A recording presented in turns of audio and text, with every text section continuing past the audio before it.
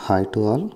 ఈ వీడియోలో నేను ఇంటర్మీడియట్ ఫస్ట్ ఇయర్ కెమిస్ట్రీకి సంబంధించినటువంటి ఇంపార్టెంట్ క్వశ్చన్స్ డిస్కస్ చేయబోతున్నాను అన్ని చాప్టర్స్ నుంచి.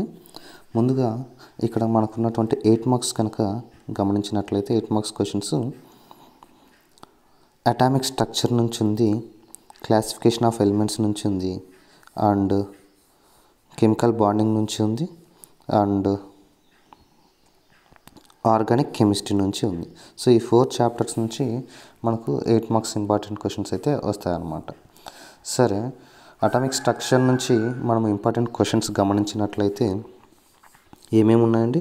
So what are the postulates of Bohr's model of hydrogen atom? ఇది మనము ఇయర్ స్టార్టింగ్ నుంచి చదువుతూనే ఉంటాము. సో హైడ్రోజన్ యాటమ్ యొక్క Bohr's model and discuss the importance of the model to explain the various line spectrum of the hydrogen atom. So and what are the limitations of Bohr's model of an atom? So మనకి ఏమడుగుతున్నాడు, Bohr's model యొక్క hydrogen యొక్క Bohr's model, దాని importance, line spectrum, దాని limitations. Very important question అండి. And one more question is there, how are the quantum numbers NLM and S arrived? So quantum numbers 4 ఉన్నాయి కదండి, దాని గురించి and explain their significance in the quantum numbers. ఈ quantum numbers యొక్క significance అడుగుతున్నారు. And next మనం గమనిస్తే classification of elements నుంచి ఒక 3 క్వశ్చన్స్ అయితే ఉన్నాయండి. 3 క్వశ్చన్స్ ఉన్నాయి. మనకు అటామిక్ స్ట్రక్చర్ నుంచి జస్ట్ 2 క్వశ్చన్సే ఉన్నాయి, 1, 2. క్లాసిఫికేషన్ ఆఫ్ ఎలిమెంట్స్ నుంచి 3 క్వశ్చన్స్ ఉన్నాయండి. సో ఆ 3 క్వశ్చన్స్ చూస్తే SPDF బ్లాక్స్ ఉందండి, right and essay on SPDF blocks of elements. And తర్వాత సెకండ్ వచ్చేసి ionization energy and define IE1 and IE2 and why IE2 is greater than I1 to give an atom and discuss the factors affecting the ionization energy of an element. So I అంటే ionisation energy. So ionisation energy గురించి definition అడిగాడు. తర్వాత దాంట్లో types IE2, I1 అడిగాడు. IE2 ఎందుకు I1 కంటే ఎక్కువగా ఉంటుంది, దాన్ని ఎఫెక్ట్ చేసే ఫ్యాక్టర్స్ ఏంటి అని చెప్పేసి మనకు 8 మార్క్స్ క్వశ్చన్ అనమాట. Next, what is the periodic property? So periodic property అంటే ఏంటి, లేదా వాట్ ఈస్ ద పీరియాడిసిటీ అయినా పీరియాడిక్ ప్రాపర్టీ అయినా రెండు same. So and how the following properties vary in the group and a period?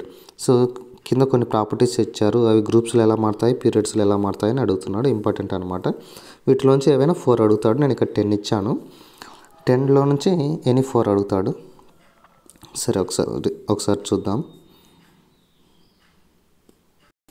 సరే, ఈ periodic properties గురించి నేను ఒక 9 ఇచ్చాను. సో ఆ 9 ఏంటంటే atomic radius, electron gain enthalpy or electron affinity, and electron negativity, and ionization potential or ionization energy, and electro positivity, acidic nature of oxides, basic nature of oxides, metallic nature, non metallic nature. ఈ 9 కూడా important అనమాట. ఈ 9లో మనకు మెయిన్గా అడిగేది ఫస్ట్లో ఉన్నటువంటి atomic radius అయితేనేమి, electron gain enthalpy or electron affinity అయితేనేమి, ఎలక్ట్రాన్ నెగిటివిటీ అయితేనేమి, ionization energy or ionization potential. ఈ 4లో నుంచే అడుగుతాడనమాట. అండ్ మనము క్లాసిఫికేషన్ ఆఫ్ ఎలిమెంట్స్లో ఈ 3 questions important. SPDF blocks, ionization energy and periodic properties of the following natures ఎలా మారుతుంటాయి పీరియడ్స్లోను గ్రూప్లోను అనేది ఇంపార్టెంట్ క్వశ్చన్స్ ఆ 3 కూడా. తర్వాత కెమికల్ బాండింగ్కి వస్తే మ్యాక్సిమం మనకు 8 మార్క్స్ రాదు. ఒకవేళ 8 మార్క్స్ వస్తే ఎలా ఉంటాయి అంటే హైబ్రిడేషన్ మీద క్వశ్చన్ ఉంటుందన్నమాట. So what you understand the hybridization? Explain the different types of hybridization involving in S and P orbitals. S ఆర్బిటాల్కు P ఆర్బిటాల్కి సంబంధించినటువంటి ఎన్ని రకాల హైబ్రిడైజేషన్లు ఉన్నాయి అని అడుగుతారు. దానికి ఎగ్జాంపుల్ కొన్ని అడుగుతున్నారు చూడండి ఇక్కడ. సో CH4 ఉంది and CH4, just second, CH4 ఉంది, C2H4 ఉంది, C2H2 ఉంది, BCl3, BeCl2.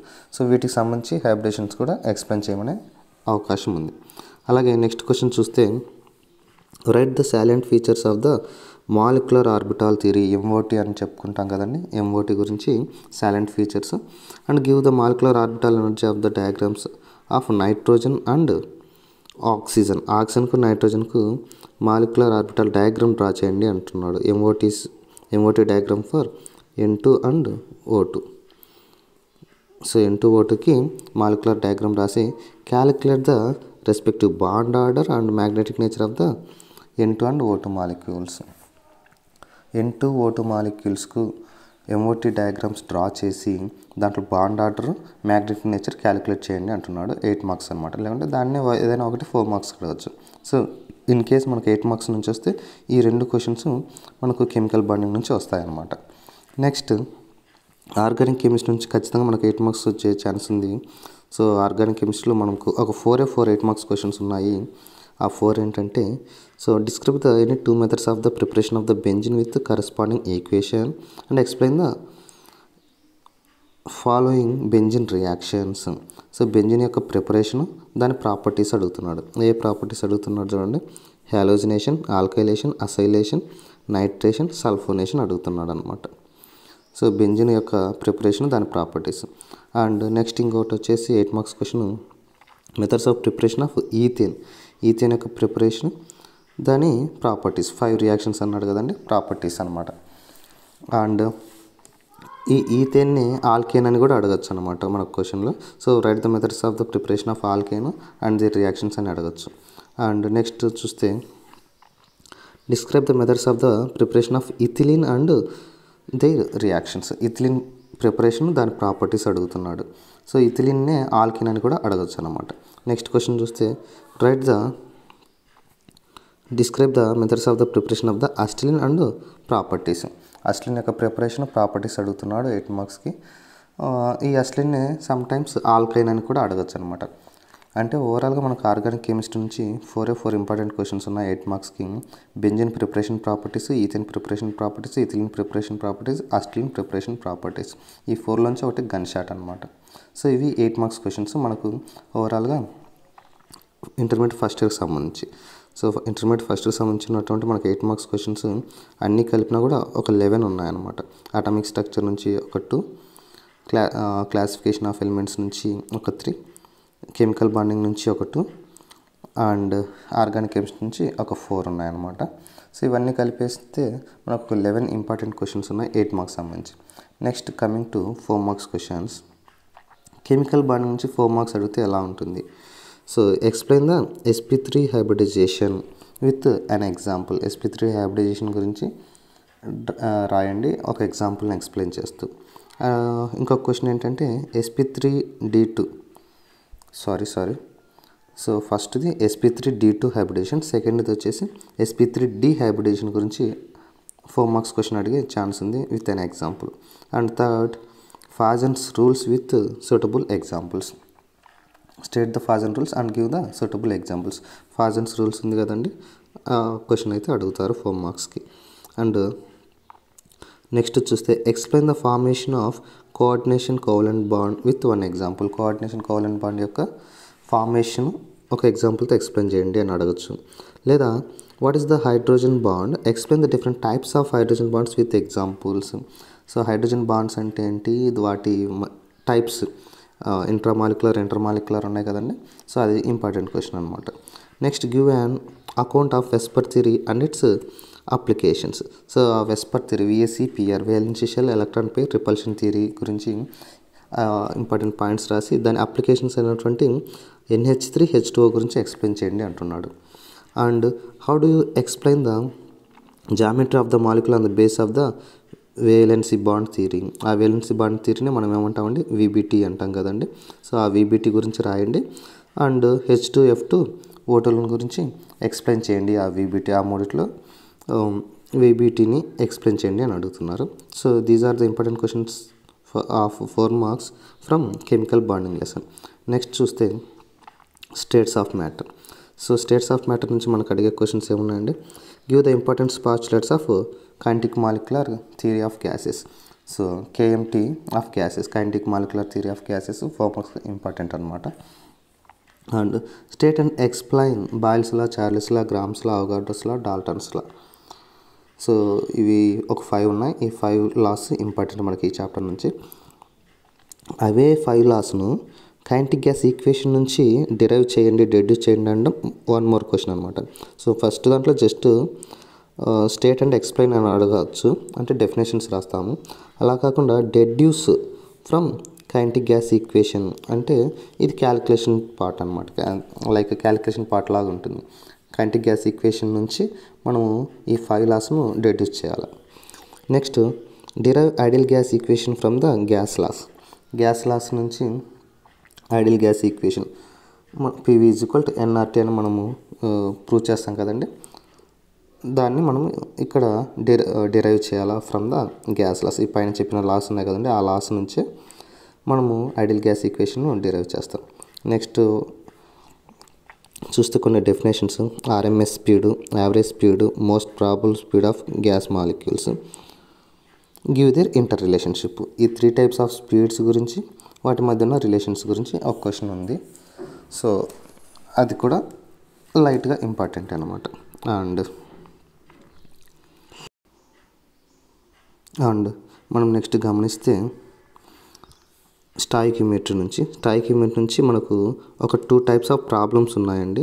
ఆ 2 టైప్స్ ఆఫ్ ప్రాబ్లమ్స్ ఏంటంటే balance the redox equation by ion electron method. Ion electron మెథడ్లో అది అసిడిక్ మీడియం అడగచ్చు, బేసిక్ మీడియం అడగచ్చు. 2 ప్రాసెస్ ఏమో చిన్న వేరియేషన్ ఉంటుంది. సో దీంట్లో మనకు ఒక 5 to 6 క్వశ్చన్స్ దాకా ఉన్నాయి ప్రాబ్లమ్స్. ఆ 5-6 నుంచి 1 అయితే ఖచ్చితంగా వస్తుందన్నమాట. So balance the redox equation in acidic medium by ion electron method. అది అసిడిక్ మీడియం అయినా అడగచ్చు, బేసిక్ మీడియం అయినా అడగచ్చు. సో ఈ మెథడ్ అయితే ప్రొసీజర్ అంతా సేమే.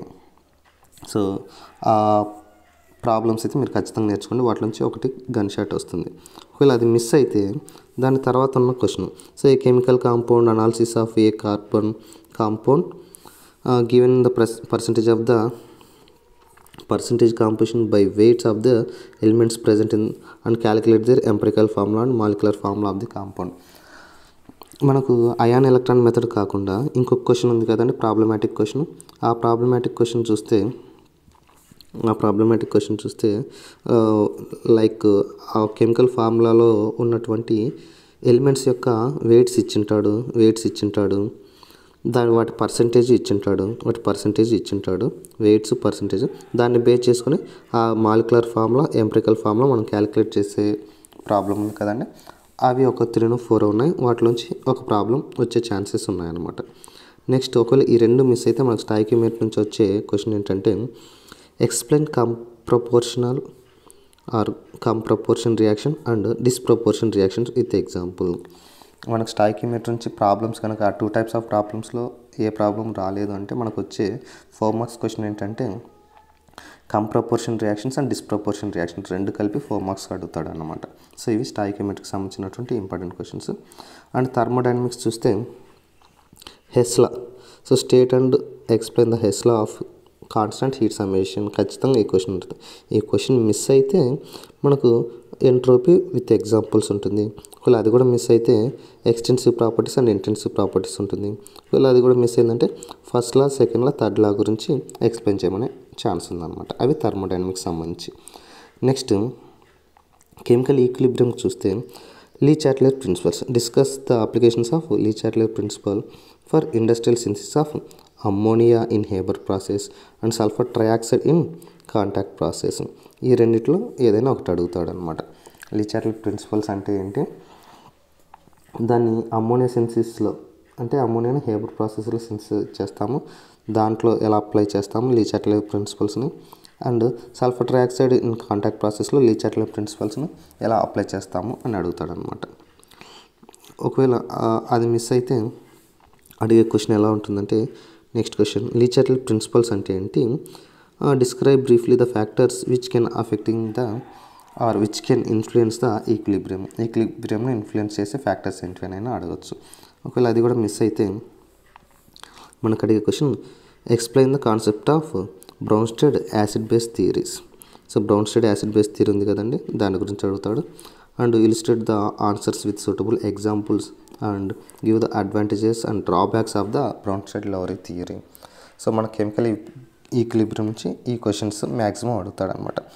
అమ్మోనియా సింథసిస్లో అండ్ సల్ఫర్ ట్రైఆక్సైడ్ సింథసిస్లో లీ చార్టెల్ ప్రిన్సిపల్స్ ఎలా అప్లై చేస్తాము, లేదా బ్రౌన్స్టెడ్ యాసిడ్ బేస్ థియరీస్ గురించి, లేదా లీ చార్టెల్ ప్రిన్సిపల్స్ దాని ఎక్స్ప్లెనేషన్స్, వాటి ఒక రియాక్షన్ మెకానిజంను ఈక్విలిబ్రియంను అఫెక్ట్ చేసే ఫ్యాక్టర్స్ గురించి అడగచ్చు అనమాట.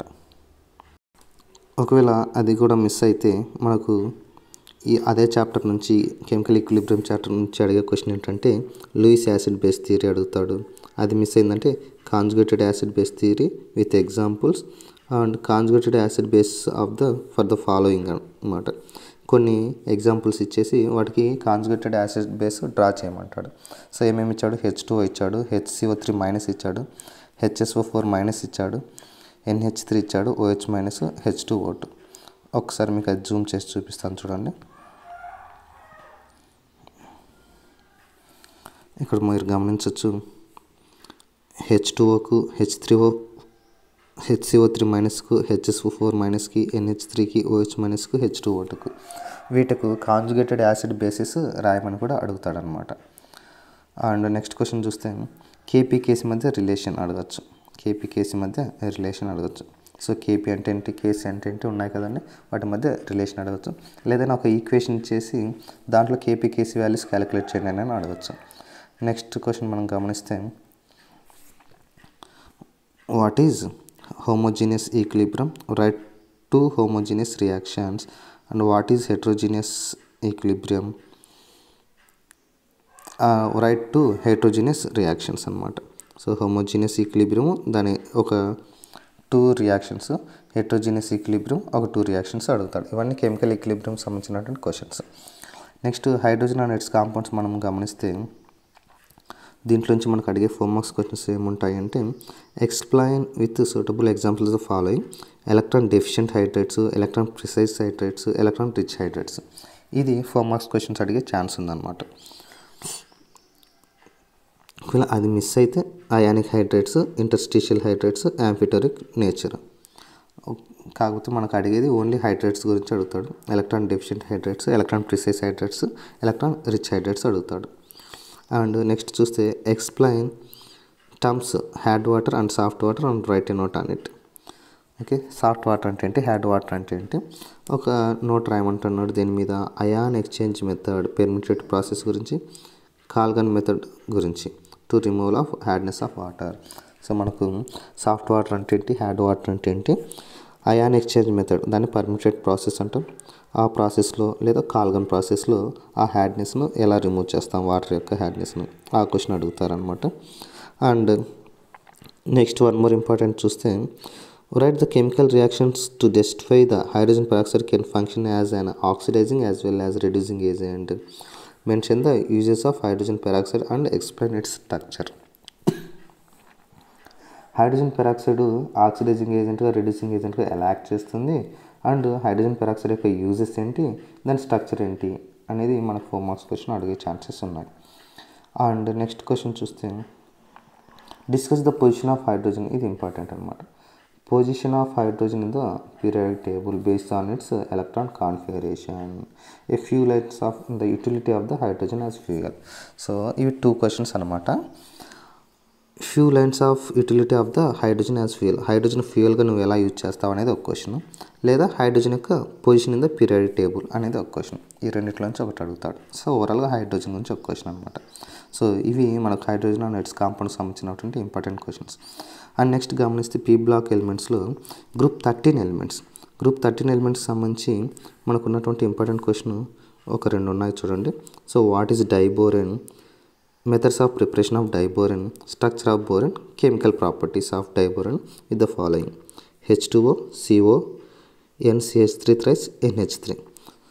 అంటే డైబోరెన్ అంటే ఏంటి, దాని ప్రిపరేషన్స్ ఏంటి, దాని స్ట్రక్చర్ ఏంటి, దాని ప్రాపర్టీస్, H2Oతో ఎలా ఉంటుంది, CO2తో ఎలా ఉంటుంది, NCH3 thriceతో ఎలా ఉంటుంది, NH3తో ఎలా ఉంటుంది, ఆ క్వశ్చన్. ఒకవేళ అది మిస్ అయితే మనకు బొరాక్స్ బీట్ టెస్ట్ గురించి అడుగుతాడు అనమాట. Explain the borax beat test with the suitable examples. Next organic కెమిస్ట్రీలో మనం చూస్తే important questions IUPAC names, any 2 అడగచ్చు అనమాట. ఒక 2 కాంపౌండ్ స్ట్రక్చర్ ఇచ్చేసి నేమ్ రాయొచ్చు, నేమ్ ఇచ్చి స్ట్రక్చర్ మనచ్చు, మీరు అవి చదువుకోవాలి. అండ్ నెక్స్ట్ గమనిస్తే మనము explain give the example for the following positional isomerism and functional isomerism. So positional isomerism అంటే ఫంక్షనల్ ఐసోమెరిజం అంటే వాటి ఎగ్జాంపుల్స్ రాయాల్సి ఉంటుంది. నెక్స్ట్ క్వశ్చన్ చూస్తే what you understand about the geometry isomerism అంటే నువ్వేం అండర్స్టాండ్ చేసుకున్నావు. And explain the geometrical isomers of 2 butyl, draw the cis trans isomers of, like ఇక్కడ ఏ ఇచ్చాడు, బి ఇచ్చాడు. సో ఈ రెండింటికి సిస్ ట్రాన్స్ ఐసోమర్స్ డ్రా చేయండి అంటున్నాడు అనమాట. సో ఇది గతంలో అడిగిన క్వశ్చన్ అనమాట. అండ్ బాగా మనం అబ్జర్వ్ చేస్తే జామెట్రీ ఐసోమెరిజం అంటే ఏంటని అడిగాడు. 2 బ్యూటైన్లో జామెట్రీ ఐసోమర్స్ను ఎక్స్ప్లెయిన్ చేయమన్నాడు. And draw the cis trans isomers for following, ఈ రెండింటికి ఏకు బీకు సిస్ ట్రాన్స్ ఐసోమర్స్ డ్రా చేయమన్నాడు. ఇది కూడా ఇంపార్టెంట్ అనమాట. నెక్స్ట్ చూస్తే so find the A B C in the following reaction, ఇక్కడ ఏ ఇచ్చాడు, బి ఇచ్చాడు, సి ఇచ్చాడు, ఒక ఈక్వేషన్ ఇచ్చాడు. ఈ ఈక్వేషన్లో ఏబిసిలు ఏంటో ఫైండ్ అవుట్ చేయమన్నాడు, నోట్ చేసుకోండి. అండ్ నెక్స్ట్ ఇంకోటి చూస్తే దాని కింద ఇంకొకటి ఉంది, ఇక్కడ కూడా ఏ ఇచ్చాడు, బి ఇచ్చాడు, సి ఇచ్చాడు, ఒక ఈక్వేషన్ అనమాట ఇదంతా. సో ఆ ఈక్వేషన్స్ మనం చెక్ చేసుకుని ఏబిసిలు ఫైండ్ అవుట్ చేయాలి. సో ఇవి మనకు ఆర్గానిక్ కెమిస్ట్రీకి సంబంధించినటువంటి ఇంపార్టెంట్ క్వశ్చన్స్ అనమాట. నెక్స్ట్ ఇంకా రిమైనింగ్ చాప్టర్స్లో మనం గమనిస్తే సో ఎస్ బ్లాక్ నుంచి ఇక్కడ మనం గమనించినట్లయితే ఎస్ బ్లాక్లో ఏం జరుగుతుంది, ఇంపార్టెంట్ క్వశ్చన్స్ ఏంటని చూస్తే preparation of plaster of Paris and its uses. So plaster of Paris అంటే ఏంటి, దాని యూజెస్ ఏంటి. And why gypsum is added to cement, జిప్సమ్ని ఎందుకు సిమెంట్కి యాడ్ చేస్తాం, ఇవన్నీ 2 మార్క్స్ క్వశ్చన్స్ అనమాట. And next what happens when magnesium is burnt in air, so మెగ్నీషియంను ఎయిర్లో బర్న్ చేస్తే ఏమవుతుంది, ఇవన్నీ 2 మార్క్స్ క్వశ్చన్స్. ఇక్కడ ఇది మాత్రం 4 మార్క్స్ క్వశ్చన్.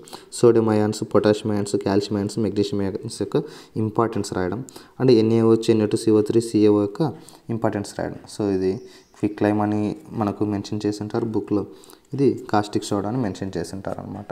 NaOHని కాస్టిక్ సోడా అంటాం, CaOని క్విక్ లైమ్ అంటాం అనమాట. సో ఇవి ఎస్ బ్లాక్ సంబంధించినటువంటి ఇంపార్టెంట్ క్వశ్చన్స్. నెక్స్ట్ గమనిస్తే మనము పీ బ్లాక్ ఎలిమెంట్స్లో గ్రూప్ 14కి సంబంధించిన క్వశ్చన్స్ చూస్తే సో వాట్ ఈజ్ అల్లోట్రోప్ అంటే ఏంటి, అల్లోట్రోప్స్ ఆఫ్ కార్బన్స్ ఏంటి, differences between the diamond and graphite మధ్య డిఫరెన్సెస్ ఏంటి, ఇది 4 మార్క్స్ ఇంపార్టెంట్ క్వశ్చన్. అండ్ అది మిస్ అయితే మనకు 2 మార్క్స్ క్వశ్చన్స్ ఎలా ఉంటాయంటే సిన్ గ్యాస్ అంటే ఏంటి, ప్రొడ్యూసర్ గ్యాస్ అంటే ఏంటి, డ్రై ఐస్ అంటే ఏంటి, CO ఎందుకు poisonous, carbon monoxide, and graphite లూబ్రికెంట్గా ఎలా యూజ్ అవుతుంది, అండ్ ZSM5 యొక్క యూజెస్ ఏంటి అనే క్వశ్చన్స్ మనకు ఈ పీ బ్లాక్ నుంచి అడుగుతారనమాట. నెక్స్ట్ ఇంకా ఎన్విరాన్మెంటల్ కెమిస్ట్రీ నుంచి మనకి ఇంపార్టెంట్ క్వశ్చన్స్ అన్ని 2 మార్క్స్ అనమాట. ఆ 2 మార్క్స్ కూడా ఎలా ఉంటాయంటే సో COD అంటే ఏంటి, chemical oxygen demand, BOD biological oxygen demand, acid rains and their pH and their effects. Acid rains అంటే ఏంటి, వాటి pH అంతా ఉంటుంది, దానివల్ల జరిగే ఎఫెక్ట్స్, హార్మ్ఫుల్ ఎఫెక్ట్స్ ఏంటి. తర్వాత డెఫినేషన్స్ చూస్తే రిసెప్టార్ అంటే ఏంటి, సింక్ అంటే ఏంటి, స్పేషియేషన్ అంటే ఏంటి అడగచ్చు. ఆర్ గ్రీన్ హౌస్ ఎఫెక్ట్ అంటే ఏంటి, దాన్ని కాజ్ అయ్యే గ్యాసెస్ ఏంటి అడగచ్చు. తర్వాత డిప్లీషన్ ఆఫ్ ఓజోన్ లేయర్ ఎలా డిప్లీషన్ అవుతుంది, దాని కాజెస్ అవన్నీ కూడా మనకు 2 మార్క్స్ అడగచ్చు అనమాట. ఇవి మనకు ఓవరాల్గా ఫస్ట్ ఇయర్కి సంబంధించినటువంటి ఇంపార్టెంట్ క్వశ్చన్స్. మరి ఈరోజు క్లాస్ మీకు అర్థమైందని అనుకుంటున్నాను. ఆల్మోస్ట్ అన్ని ఇంపార్టెంట్ క్వశ్చన్స్ అన్నీ కూడా కవర్ చేశాను. ఎవరైతే కెమిస్ట్రీ టఫ్గా ఫీల్ అవుతూ, ఇబ్బందిగా ఫీల్ అవుతూ, డల్గా ఉన్నాం అనుకుంటూ, కెమిస్ట్రీలో బ్యాక్గా ఉంటారో, వెనకబడిపోయి ఉంటారో వాళ్ళ కోసం మాత్రం ఇంపార్టెంట్ క్వశ్చన్స్ ఇవ్వడం జరుగుతుంది. టాపర్స్, బాగా చదివే వాళ్ళు అన్నీ చదవండి, చదవలేమనుకున్న వాళ్ళు కనీసం ఇవి చదవండి. ఇవి చదివితే మీరు ఖచ్చితంగా మంచి మార్క్స్ గెయిన్ చేయవచ్చు. వీటి నుంచి గతంలో మనకు ఆల్మోస్ట్ లాస్ట్ 2-3 ఇయర్స్లో గమనిస్తే 40 నుంచి 55-56 మార్క్స్ వరకు కూడా ఈ ఇంపార్టెంట్ క్వశ్చన్స్ నుంచే మనకు క్వశ్చన్ పేపర్స్ అయితే పబ్లిక్ ఎగ్జామ్స్లో వచ్చాయి. కాబట్టి మీరు వీటన్నిటిని గమనించి ఈ క్వశ్చన్స్ అన్ని బాగా నేర్చుకొని మంచి మార్క్స్ గెయిన్ చేసుకొని కెమిస్ట్రీని సింప్లిఫై చేసుకొని ఈజీగా నేర్చుకుంటారని ఆశిస్తున్నాను. ఇంకా ఇందులో ఏమైనా డౌట్ ఉంటే మీ డౌట్ ఏంటో కామెంట్ సెక్షన్లో తెలియజేస్తే దాన్ని కన్సిడర్ చేసి మీకు ఎక్స్ప్లెయిన్ చేసే ప్రయత్నం చేస్తాను. అందరూ కూడా ఎగ్జామ్స్ బాగా రాయాలని మంచి మార్క్స్ గెయిన్ చేసుకోవాలని కోరుకుంటున్నాను. All the best and thank you.